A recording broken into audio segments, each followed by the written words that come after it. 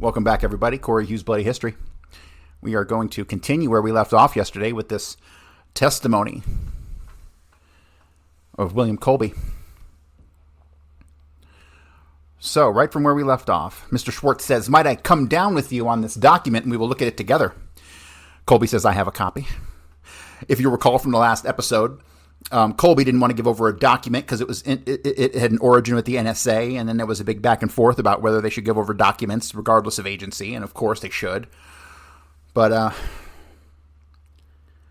let me continue. In reference to this document, Colby says, "I have a copy." Schwartz says, as of April 1967, Mr. McCone was no longer at the agency, was he? Colby says, no. Schwartz says, was he then in his position with ITT, or did he have some other position? I really don't know. In any event, wasn't he with the agency? That's right. The thing that is curious about this memorandum with respect to the state of the record is paragraph 1, which reads as follows. No memorandum can be located covering the August 10th, 1962 meeting. However, it is highly probable that one exists. Now, Mr. McCone was not in the agency, is writing a memorandum to the director who was in the agency referring to a search by or on behalf of Mr. McCone. Now, did Mr. McCone have documents outside the agency, or how did you explain? Colby says, I don't believe he has any documents. I have never asked him, but I don't believe he has any documents outside of the agency. Mr. Nosh says, Mr. McCone wrote me that memorandum while on agency premises. It was during a visit to the agency, and he had the benefit of his ex-staff assistant, Mr. Walter Elder, helping him in doing a little research in this connection. Colby says all that says is that they hadn't located it by then. I think we have located some since that time. Schwartz then says, picking up on a question of Senator Hart of Michigan, he asked you whether there had been evaluations in connection with the Cuban Missile Crisis, and then you testified about evaluations post-Bay of Pigs, and rather continual evaluations of the subject of Cuba. But I take it those were not evaluations or re-evaluations of the subject of assassination. All I can say is that I think that question is a little obscure.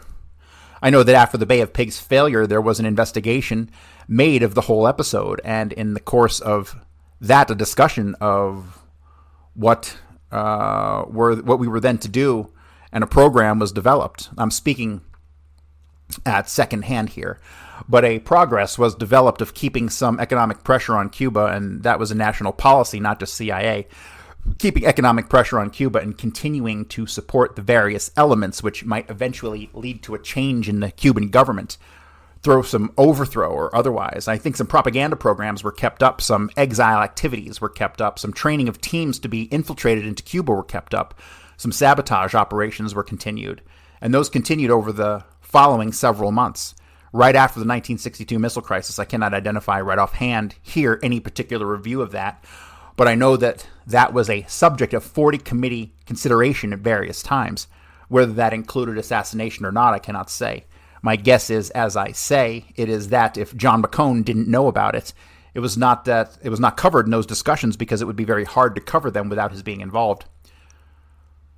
Frank Church then says, are you telling us that the much publicized investigation of the CIA, which took place following the Bay of Pigs fiasco, and as I remember, this review was ordered by the president in order to determine what had gone wrong and why, and it was a matter of great urgency and importance to the government at the time, are you telling us that in the course of that review, the agency's involvement in the assassination efforts against Castro never came to light? I don't know, Mr. Chairman. That is the answer I have to give you. I do not know. I believe the Inspector General's report after the Bay of Pigs does not mention it, does it? Breckenridge says no. Colby then says the report of the committee that looked into it, General Taylor and the Attorney General and somebody else, there were 3 members of it. Maybe Mr. Dulles. I don't believe that report mentioned it. Chairman Churchton says, do we have a copy of the Taylor report? Colby then says, I think it's been made available, or is that a third agency problem? Schwartz says, that's another frustration. That one has been denied to us on the theory that it is part of the Kennedy Library, and therefore we have to go through another channel to get that. Does the CIA have a copy of the Taylor report? I don't believe we do. I know we looked for it a couple years ago, and at that time I was told we didn't have it.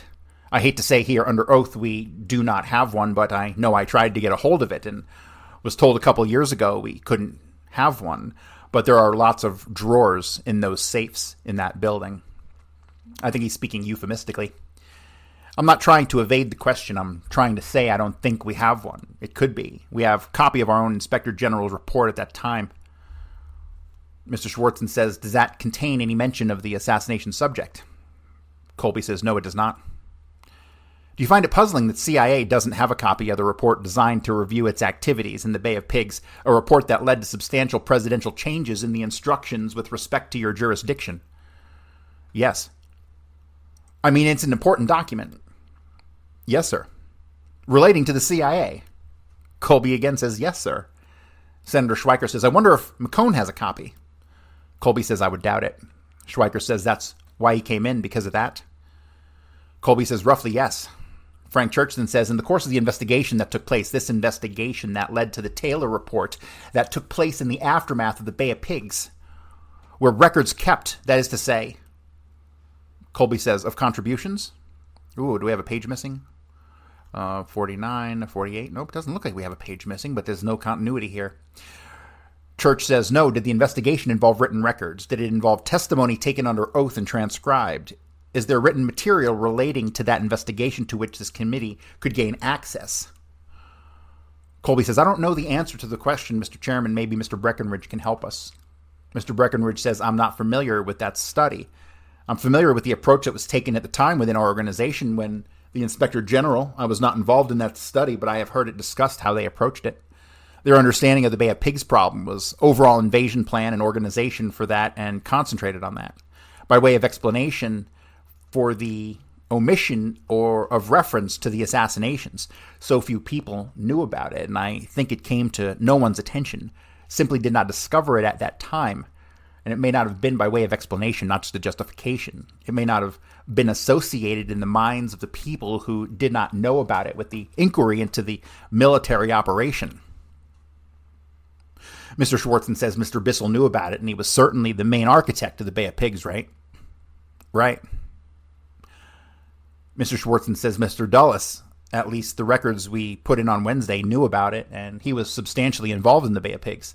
Those gentlemen surely would have been questioned by General Taylor and Attorney General Kennedy. Is that fair? I would assume so. Colby says certainly yes, but again, if the focus was on the military operation, it might have been that the other operation was not involved in it. Schwartzen says the record further shows that on May 7th, 1962, a meeting was held with Attorney General Robert Kennedy, in which contemporaneous documents describing that meeting indicates that he was not told that there was a continuing and ongoing operation, but rather was told of something which was not called an assassination, which was called a project. He was told of something which was referred to in the past tense. Is that right? It was in the past tense. Whether there was any other discussion in that meeting on this subject, we just don't know. Breckenridge says, I think I can interpret what happened. The people who briefed Attorney General Kennedy are the ones who knew about what we call the first phase of the operation with the Mafia. Colonel Edwards, who was Director of Security under those supervision, the first portion of that activity was carried on, had withdrawn from it. The operation, when it was reactivated later, was reactivated on a compartmented basis, and Colonel Edwards did not know about it. Schwartzen says, even though it continued to involve the Mafia until early 63. Breckenridge says that is correct. Colonel Edwards no longer knew what was going on. So when he briefed the Attorney General, he did not know that this second operation, this reactivation of the operation that had formerly run under his responsibility, he did not know that it was ongoing. Schwartzen said who was responsible for the selection of Colonel Edwards and General Counsel Houston as being the persons who would go to brief Attorney General Kennedy. Breckenridge says, I'm not sure I know that. Schwartz says, it would have been someone of higher authority within the CIA. Is that correct? Breckenridge says, we've tried to determine. We just fucking don't know, huh? We're so incompetent, we just can't figure it out. Mr. Houston, if I understand it, feels that we would not have done this unless we thought the director knew. Schwartz says, knew what? Breckenridge then says, knew that he was going to do this, but he did not talk to the director about it. I gather that it is not all that clear in Colonel Edwards either at this point in time. Schwartzen says, so someone selected these persons to go and brief Attorney General Kennedy, number one. Number two, they did not know the plot for assassination was ongoing, although in fact it was. Correct. Number three, therefore, Attorney General Kennedy was given the impression that whatever was going on was over. Is that correct? Breckenridge says, I think that is correct as I reconstruct it. Mr. Schwartz says, can we determine then who was responsible for selecting those persons to brief Attorney General Kennedy instead of including in the group other persons who knew that the mafia part of the assassination attempt was ongoing? Breckenridge then says, I don't think we can now. As I say, there's no written record. Mr. Schwartz, who could it have been? Who was in a higher position of authority, in a position to make a decision as to who should brief Attorney General Kennedy? According to Breckenridge, I would assume that Mr. Bissell could have. Schwartz then asks, was he still in the agency of May of 1962? Breckenridge, I don't know. I think he may have left by then. May I reconstruct, because much of my understanding is based on my analysis of what happened and not on clear facts. The FBI approached Colonel Edwards when their investigation and incident in Las Vegas eventually produced his name, and his conversations, I think, were with the general counsel at that time. I cannot reconstruct beyond that, so I really can't give you an answer to the specific question, but the initiative came from the FBI. Colonel Edwards and Mr. Houston discussed it. Mr. Houston, I've been told, believes that the director must have known. Schwartz, which director are we talking about? Breckenridge, whoever the director was at the time. What a bullshit answer that was, huh? According to Colby, by that time, and Mr. Schwartz asked of what agency. Mr. Colby says CIA. That would have been McCone. Breckenridge, he operated on the assumption that Mr. McCone knew. Schwartz asks, knew what? Breckenridge, knew that they were going to brief the Attorney General. Schwartz asks, about? And Breckenridge says, the record on this is very unsatisfactory, and I can't clarify it for you because we've been trying to find out when Mr. McCone first learned of it after the fact, as it was. When people discussed this with another, what they conveyed to one another accurately as to what it was they were discussing, the record is simply not clear, and I don't think that we can reconstruct that satisfactorily today. Mr. Schwartz, is Mr. Edwards still alive? Breckenridge, yes, he is. Mr. Houston is still alive today, and is in Washington, D.C.? Yes, sir. McCone is still alive and is in California. Was Mr. Helms the successor to Mr. Bissell? Yes, sir. Well, let's leave a place in the record where we will insert it was either Mr. McCone or Mr. Bissell, who had the job of Deputy Director for Plans in May of 62. Colby then says, it certainly wasn't McCone. Schwartz says, Mr. Helms or Mr. Bissell? Colby says, yes. Church then says, you see, the state of record might now suggest a cover-up, another cover-up. It suggests that those who were selected by the higher authority in CIA to brief the Attorney General had knowledge limited to an attempt on the life of Castro that had been concluded. It further suggests that they had no knowledge of continuing efforts then underway, even though presumably their superiors did have such knowledge. This leaves the Attorney General in a position of being told about the past program and not being told about the present program. And we know that he later said to certain assistants of his that he had put a stop to assassination attempts on Fidel Castro, and he may have been left with the impression as a result of this meeting that there were no further attempts. He may have said he wanted to no further attempts. We don't know, but clearly he was not told that there were further attempts then underway. Senator Morgan, were we told yesterday or the day before yesterday that he knew of the Cuban major's operation? Mr. Schwartz, we were not told that. Mr. Breckenridge, I cannot clarify the question completely, but I can introduce a little bit more. When the discussion occurred, Mr. Houston did go and talk with General Carter, who was then Deputy Director. Schwartz cuts him off. Which discussion are we talking about now? Breckenridge, the discussion about going to the Attorney General.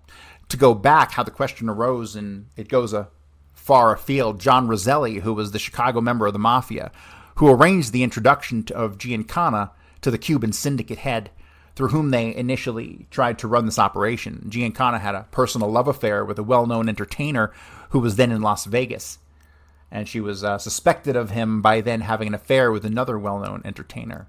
Not talking about Marilyn Monroe, talking about the McGuire sisters, right? One of those chicks from the McGuire sisters. I think that's what they were called. Giancana went to Robert Mayhew, through whom these instructions were first made. Schwartz asks, introduced to the Mafia personnel? Breckenridge says yes. Colby says, between CIA and the Mafia. Mr. Breckenridge then says, and asked Mayhew to arrange to have the room of the male entertainer in Las Vegas bugged, They hired a private detective who then did this. The roommate stumbled on the equipment. The private detective was arrested, and the FBI investigative trail led from the private detective to Mayu to Giancana and eventually to CIA. Giancana had insisted that Mayu help him because he had helped Mayu with the introduction to the head of the Cuban syndicate, and Mayu had then agreed to get a private detective to do it. Okay, so the deal was Giancana was banging one of these chicks in the McGuire, I think it was the McGuire sisters. I might be wrong, but something along those lines. And there was like 3 of them, right? And he was banging one of them, maybe 2 of them, who knows. And he was then suspicious that she was banging some other dude. And so he got with Mayu, and Mayu coordinated with him to use CIA guys, I think, to bug this room of this entertainer. It was a big deal. They never should have fucking done it. It was to get caught would be so embarrassing. And guess what? They got caught. And that's exactly what happened in that situation, which is what Colby's now talking about. So this arose in the context of a domestic violation of wiretapping laws, and the FBI was investigating it on that basis because the trail led to Giancana and Roselli, who was a third member of the syndicate involved in this, both of whom were high on the FBI list.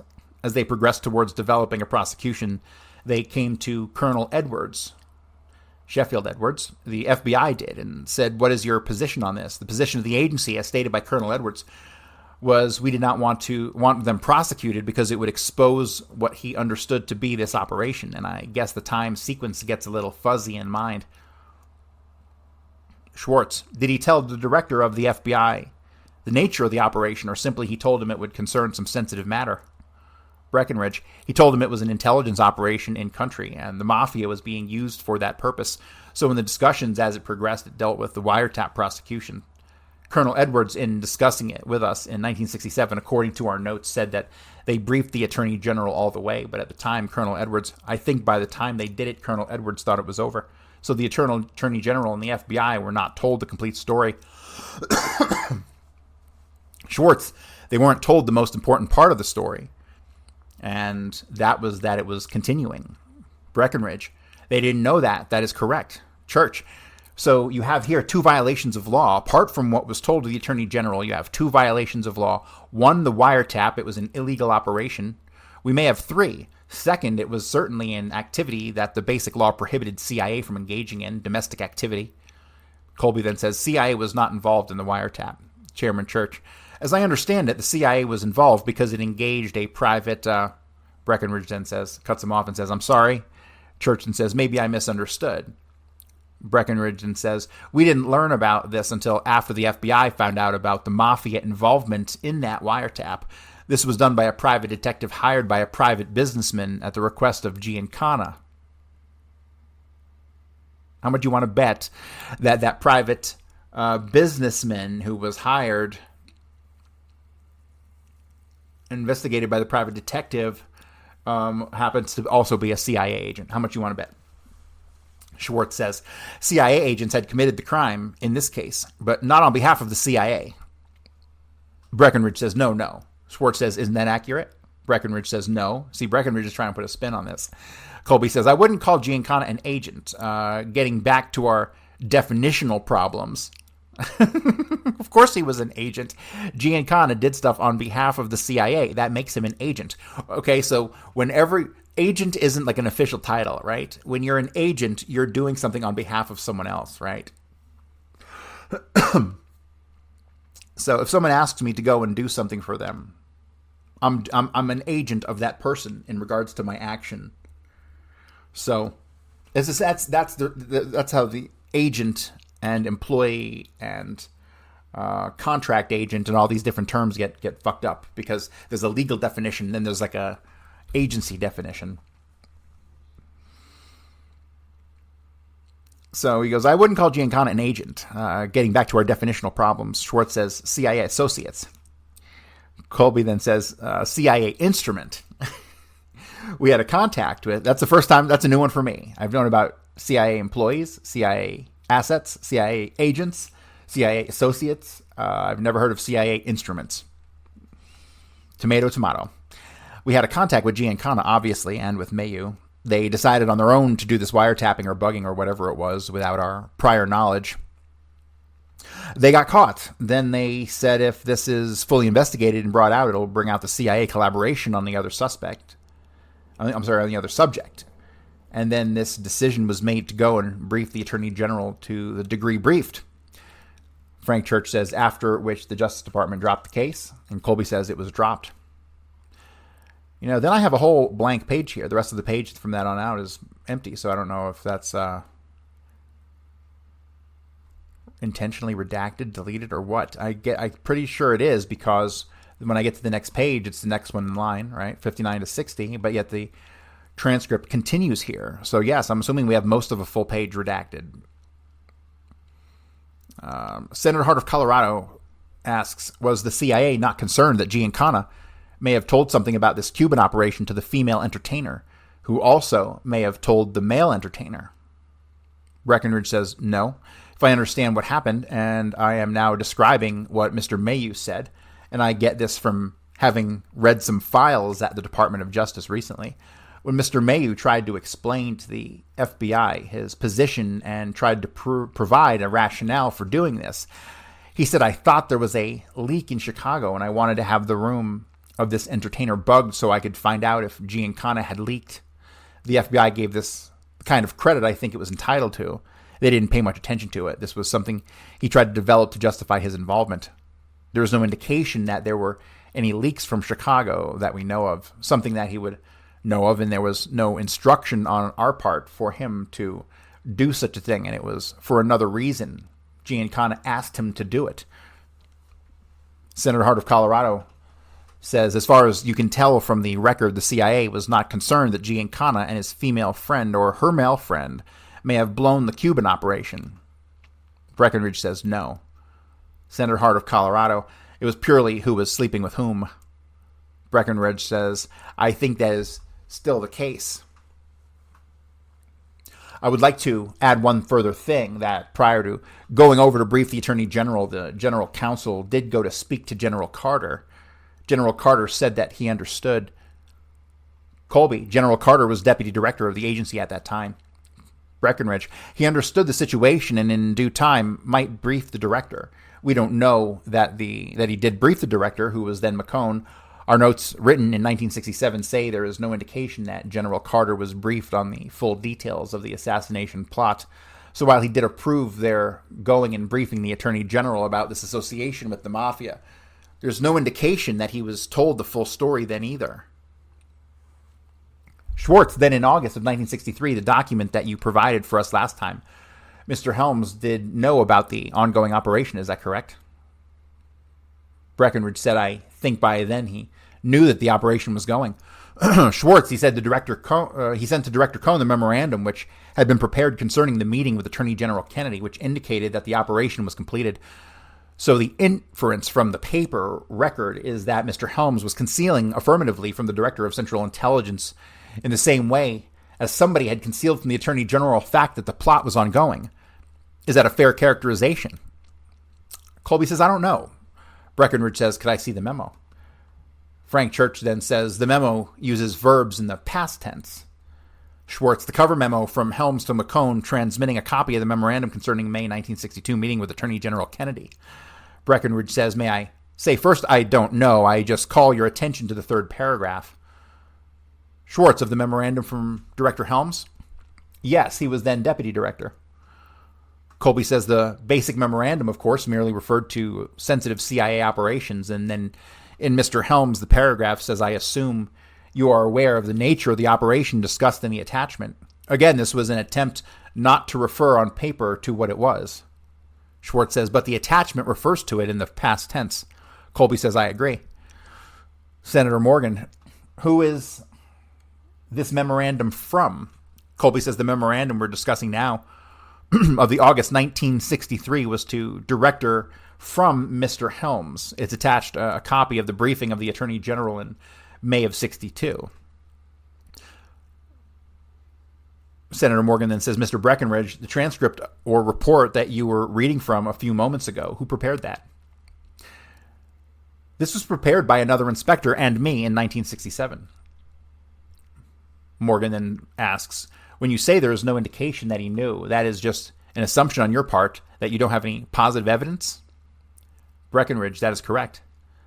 Morgan, the truth is you sort of suspect they all knew what was going on. Don't you think that is true? Breckenridge says, no, not necessarily. He's just covering. When we conducted our investigation, we interviewed the people directly involved in the operation, those that were available, and tried to reconstruct what happened with them. We interviewed different people. I did not interview Mr. Bissell. I did interview Mr. Harvey. We submitted this report to the then Director Helms, one copy only. We did not interview him. Where his name appeared in the course of our inquiry, we put it on our report so that he would see how the record appeared to people who approached it as we did. The extent of the knowledge of these different people is not easy to reconstruct, nor fair to assume. I can't answer your question. Senator Morgan says, in other words, if you didn't have evidence that they did know, you just assumed that you didn't assume that they didn't know, you just said there is no evidence. That is correct. Senator Schweiker says, let me ask the question another way. The documentation you collected and what you have positively, who was the highest ranking official according to your records who knew? Church then says, according to the positive documents that you have knowledge of. He was a clarification there. Breckenridge, first let me say we did not have the documentation. It was based mostly on interviews, this period involving the mafia. The highest person that we understood that knew during this first phase with Mr. Bissell, that we clearly did know about it. There was discussion at one point in which Mr. Bissell, Colonel Edwards, the two of them met with Mr. Dulles and had a conversation in which I can best say there was double talk as to what they were discussing. It is open to question how clearly this was stated to Mr. Dulles and whether or not Mr. Dulles understood.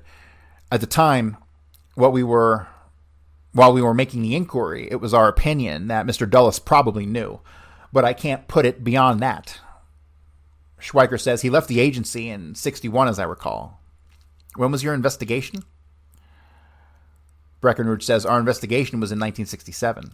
And our discussion with Colonel Edwards, who described this meeting when it occurred in 1960, left us with the impression, while they had met with Mr. Dulles, that the conversation was not in precise terms.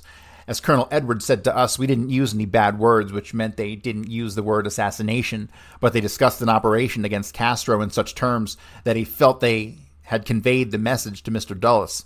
But there is room for doubt. Okay, that is hilarious. There is room for doubt. No, there's not. There's no room for doubt. Senator Schweiker says, once Mr. Dulles left the agency, who then became the highest ranking person to know according to your investigation? Breckenridge says, Mr. Dulles did in fact understand he would be the highest person at this point. Schweiker says, at this point, but he left the agency in 1961. 5 years of assassination attempts went on after that. You conducted an investigation in 1967.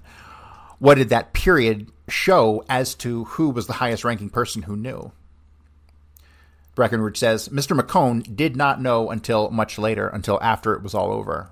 I don't believe that for a split second. Either that or Breckenridge is outright lying. Neither one is good. Colby then stated he knew in 1963. Breckenridge, about a past event. Colby then said there was still activities going on. Breckenridge says that is right. Chairman Church says, can we get the answer first? Breckenridge says, excuse me. I can't give you a more precise answer because sometimes the record that we were able to reconstruct is not precise, and in some instances not all clear. We were left with some uncertainty. Schweiker asks, wouldn't that be the key issue of your whole investigation? And you mean to say you can't tell me? Breckenridge says, no, sir. Schweiker says, I'm flabbergasted. Breckenridge then says, let me describe the investigation. We were doing the investigation for Mr. Helms as the director. Mr. Helms' involvement was something known to him, and we submitted our description of what happened to him. We did not interview him in the course of our investigation. We did not interview Mr. McCone. We did interview the other parties who were available to us, but when we gave it to Mr. Helms, the assumption was that he could complete the gaps. In this sense, ordinarily, when we conduct an investigation, a general investigation, we would conclude with recommendations, and in this instance, we did. We reconstructed as well as we could what happened, and the report went one copy only to Mr. Helms, who held it. we had only one discussion. The Inspector General then may have had others. We had only one discussion with him, which was when we gave him the first portion of the report, because we investigated 3 different assassination plans as we described them then, and our discussion with him had to do with the approach we had taken, and we said that we simply undertook to reconstruct what had happened as best we could reconstruct it. So we were reporting to Mr. Helms what we had reconstructed without having interviewed him as such.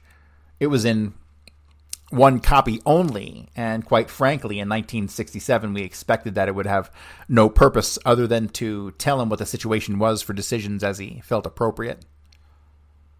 Senator Mondale then said, "Now, you say it was not clear whether Dulles knew, but yet there is a memorandum from Osborne to the executive director dated 2/15/72, which states, I quote, individuals who were aware of this project, that is the Mafia project, were Messrs. Dulles, Bissell, Colonel King, Colonel Sheffield Edwards, William Harvey, James P. O'Connell, and attorneys for Robert Mayo." Breckinridge says, Mr. Osborne is writing that on the basis of his understanding of what Colonel Edwards had to say. Our discussions with Colonel Edwards left us with this uncertainty. Colonel Edwards believes that Mr. Dulles understood the conversation. He also said that he engaged in double talk, so there was room for misunderstanding. Schwartzen says, I show you a document stamped 0012, headed John Roselli, and ask you what it is. Breckinridge, this is a memo prepared in the Office of Security describing John Roselli, who was the first of the members of the syndicate who was used to arrange the introduction to the head of the syndicate in Cuba. Schwartz, and written when? Breckinridge, I'm not sure. I suspect it was written in 1973, but I would have to check. Schwartz then asks, does it refer to a Castro assassination attempt involving the Mafia? Breckinridge, does the word assassination appear? I think it refers to the Mafia. Schwartz, do you have any doubt, in fact, this is referring to the assassination effort involving Mayo, Roselli, Trafficante in connection with Castro? Breckinridge, that is correct. Schwartz, and does this document prepared by the Office of Security state the DCI was briefed and gave his approval? Mr. Breckinridge says it does. Schwartzen says, and who was the DCI in August of 1960? Breckinridge, it was Mr. Dulles. Schwartz, now that therefore either Mr. Dulles did approve, which the document says, or somebody wrote a document in connection with the investigation which irresponsibly says Mr. Dulles approved. Which is the case? Breckinridge, I don't think that either is necessarily the case. The understanding of the Office of Security is that Mr. Dulles does know or did know. The question that was raised in the course of our inquiry was that the nature of the meeting as described to us raised a question of doubt that we did not resolve. Chairman Church, I think if we accept your testimony that there was at least an element of doubt as to whether or not Dulles knew of the connection between the CIA and the Mafia and its purpose to assassinate Mr. Castro, let's get back to Senator Schweiker's question. After Mr. Dulles left, several more plots were formed involving the CIA, having to do with subsequent attempts on the life of Castro. Now, what does your investigation show, and what can you tell us with respect to the highest officials in the CIA following the departure of Mr. Dulles, who may have had knowledge of these ongoing operations? Breckinridge, when the operation was renewed, I think it is clear that the director at that time did not know. Schweiker, and who was the director at the time? Chairman Churchin asks, when was the operation renewed? Breckinridge, the operation was actually reactivated in April of 62. It was planned to be reactivated prior to that, but the employee who had responsibility for it did not get free until April of 62 when he actually reactivated it. I believe he's talking about Mr. Bill Harvey. There's no indication that anyone above the level of Mr. Bissell in 61 at the time that this was discussed. There's no indication that anyone above his level knew that it was to be reactivated. This officer, Mr. Harvey, then took it over and attempted to run it again through the balance of 62 after April. Schwartz, did he have that instruction of Mr. Helms, did he not? Breckinridge, Mr. Helms became aware of this at a later point. The confusion, as perhaps we discussed the other day, Mr. Helms signed off on a project that was originally initiated by Mr. Bissell called ZR Rifle. And ZR Rifle was a project that Mr. Bissell was quoted as saying was at the urgency of the White House. It was made no more specific than that. We don't know where in the White House.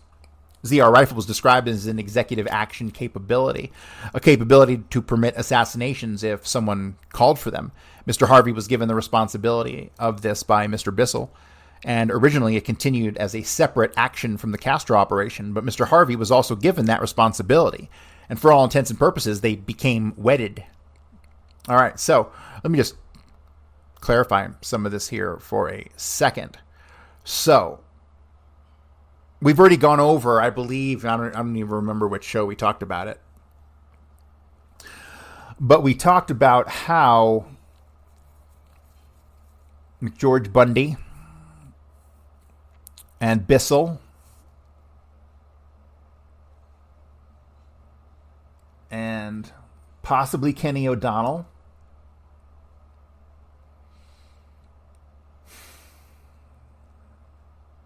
and maybe Richard Helms, one other person on the CIA side.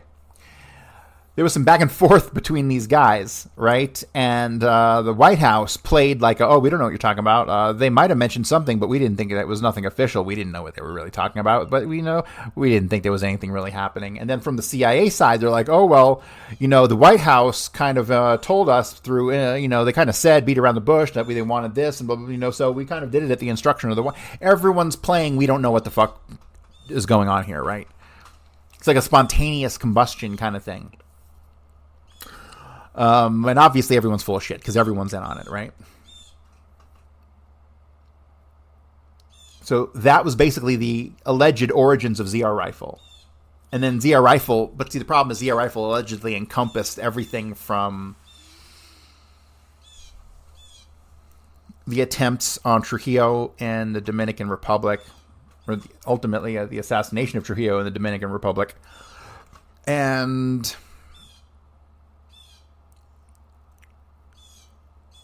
I can't remember the name of the general who was involved in the coup down in Chile, the attempted coup in Chile that was backed by the CIA that they claimed they didn't back. That was allegedly connected to the ZR Rifle program. And then, of course, you have the three assassinations going through 68, which the Church Committee and the House Committee on Assassinations investigated as part of ZR Rifle, whether or not the CIA acknowledges or distances themselves. So besides the stuff that we have knowledge of, once you identify within ZR Rifle the fact that there were two offices of QJ Win, which I fucking suspected long before Albarelli published it in his book Coup in Dallas. Classic, amazing book. Not as good as I thought it was going to be. They delayed the fucking thing for well over 3 years. And so people fought its release and stuff. It's crazy because, like, when you get down to business and you read the inscriptions that were allegedly from Lafitte's date book, they're kind of fucking nothing burger. I haven't been able to figure. If you have a date book, you're going to write some stuff in it. Don't just put two fucking words, right? So that's exactly what Coup in Dallas is about. It's about Jean-Pierre Lafitte and his date book, which has like scribbles in it. I thought it was going to be like a full fucking diary. No, it's got scribbles. So, but other than that, and other than a couple of misassumptions, like Albarelli thought that the fucking Corsican assassins who were in Dealey Plaza and who were in Dallas, he believes that he implies they were involved in the actual assassination, and they weren't. That's clear that they weren't. But they were definitely there, which led me to believe that the CIA and whoever else was involved in the knowledge had all kinds of people coming to Dealey Plaza besides just to witness it, to perhaps muddy the water. Because if you got Corsican assassins walking around Dealey Plaza, and then you got provably Jean Suetra somewhere in Dallas and in the area, right? These Corsican fucks. And Jean-Pierre Lafitte, I'm sure, was somewhere in the area. I mean, who knows what Lafitte? Lafitte might have just stayed in New Orleans because he was in New Orleans at the time. Jean Martin was the alias he was using there. I believe it was in later years that he was working at the Pimsall Club as a chef. But once you unmask QJ Win as Otto Skorzeny and then as Jean-Pierre Lafitte, you just blew the whole fucking study of the assassination wide open, because that connects you to everything. Those connections right there between Lafitte and Otto Skorzeny, who was in Madrid. And this is how it's easy to figure out. This was too easy to figure out. When you go through the couple hundred, I don't even think there's a couple hundred. There's maybe 150 pages of ZR Rifle documents, like total. They're really scant. There's not much out there. There's enough, though, because they talk about QJ Win in terms of Madrid, and they talk about QJ Win in terms of his deep connections with the Corsican Mafia, right? So, and the OAS, the Organisation Armée Secrète. I don't know why, but I like saying that. And so when you see the emphasis on those things, and you see that fucking they've got like QJ Win's like finances, his billing stuff, right? What hotels he stayed at and shit. It's clear to me that he was a Frenchman and a Corsican, and then you're talking 100% about Jean-Pierre Lafitte, right? And then I connect Lafitte to Valenti through the ZR Rifle documents again, where they use the name. One of them uses the name Pierre, and it's funny because both of them use the alias of Pierre at one time or another. So I have a hard time discerning which Pierre is saying which, because of the way they're talking about Roseny and Rosenoff in that context. And so, Jim, you're probably going to want to search for that one. So look for Roseny, Roseny, Rosenoff, Rosenov, and Pierre, ZR Rifle, and I think no name key. Those keywords, and it'll probably come up somewhere. But let me continue. ZR Rifle was described as an executive action capability, a capability to permit assassinations if someone called for them. Mr. Harvey was given the responsibility of this by Mr. Bissell, and originally it continued as a separate action from the Castro operation, but Mr. Harvey was also given that responsibility, and for all intents and purposes, they became wedded. Mr. Helms was the person who formally approved the ZR Rifle as a project. ZR Rifle had a dual purpose that has not been clarified by our inquiry. It apparently was in fact used for the stated purposes, as far as organizational activities went along.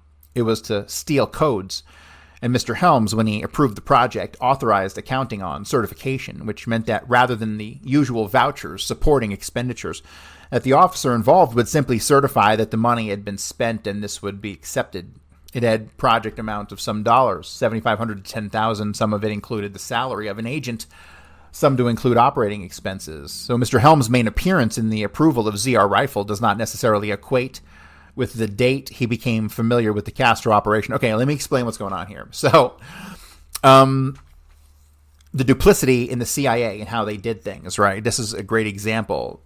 So ZR Rifle was sold on the books as some kind of undercover operation that's intention was to, and you can tell it was redacted at some point in time here, to steal codes and some other kind of espionage activity, right? It was kind of an above board set of activities that didn't involve killing people, right?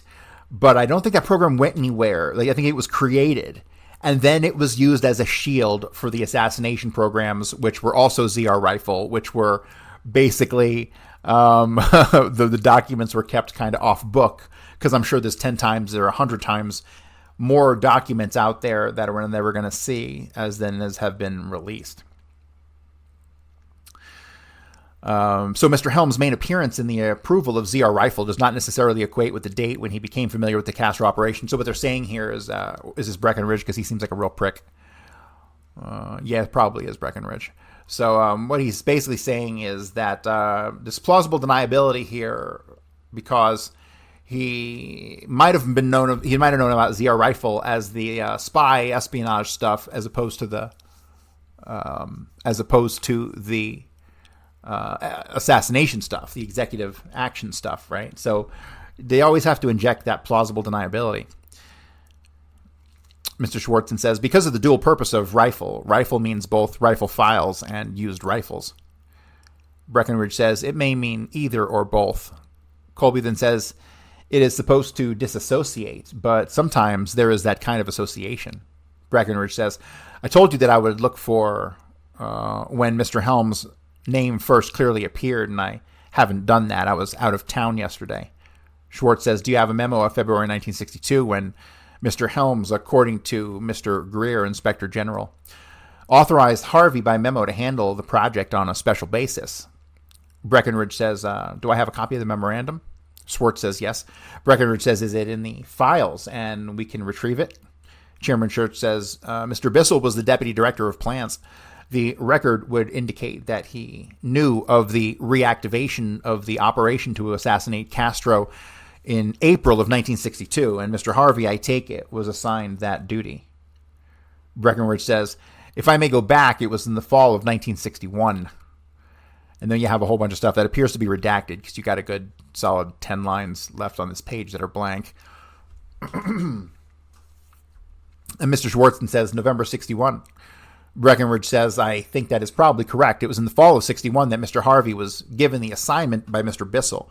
I think Mr. Bissell left in 62. I'm not sure of the date, so Mr. Bissell would have known at that time, but I'm not sure after that.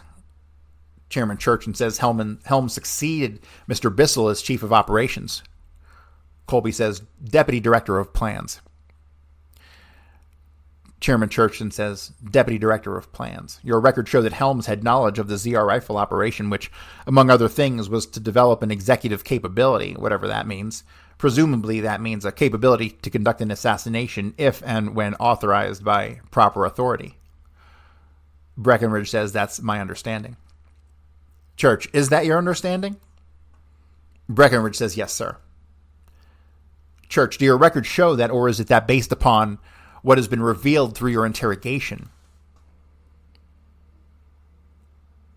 Breckenridge then says, first, let me get back and clarify, then I will answer this question if I may. Mr. Helms approved ZR rifle, which the records shows was responsibility of stealing codes, essentially. My understanding from my interviews is that ZR rifle also had the responsibility for executive action capability. That's a difficult phrase. The record does not show that Mr. Helms knew when he approved the project that it had this dual role. So from that point of view, I have a record that shows what the project was supposed to have been as far as its open description, though classified, and the result of our interviews with Mr. Harvey, which tell the other story about executive action capability. So it does not, the record does not show that Mr. Helms at this time knew what that was. Chairman Churchton says, if Harvey knew that it had this other aspect, who would have told him to develop such a capability if it were not his superior? Breckenridge says, I think that is a logical conclusion, but I was distinguishing what the record showed from what our interviews developed. Church says, didn't you ask Harvey in interviewing him whether or not Helms had told him to develop this capability as part of ZR rifle? Didn't you ask him who told him to develop this capability, or did he do it on his own? Breckenridge says, your question is a very proper one, and my difficulty is with the record, which goes back to what Bissell instructed Harvey to do. Schwartzen says, before Helms took the job, Bissell told Harvey to take charge of the Castro assassination project. Breckenridge, Bissell told Harvey to create the executive action capability. Schwartz, but he also told him to take charge of the Castro assassination project using the mafia. Isn't that correct? Breckenridge, now there is no record except that the record came from our interviews on this score. All I'm trying to do is draw the distinction between what the record shows and what our interviews developed, and there are gaps in that. So you got to understand, the CIA fucks, particularly Breckenridge, who's a cunt, he is trying to deflect he's trying to not use his brain, right, and say and agree with them on their common sense conclusions. He's just saying, no, I don't have a brain in my head. I can't draw a conclusion. I'm just going between what the record says and what we found in our interviews. Ridiculous.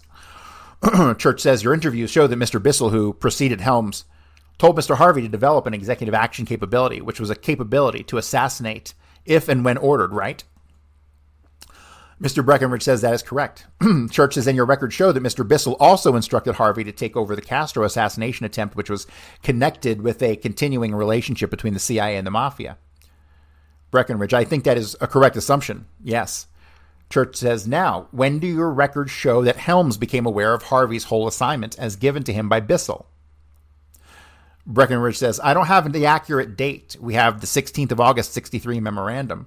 I promised Mr. Schwartz that I would try to find the date, and I was out of town yesterday and simply didn't do it. But I have to go through the record to find the earliest date that we have, And I simply have to go into the record to dig this out. All right, ladies and gentlemen, so we're going to call it right here for today, and we're going to pick it right up with more questions from Senator Schweiker and Chairman Frank Church.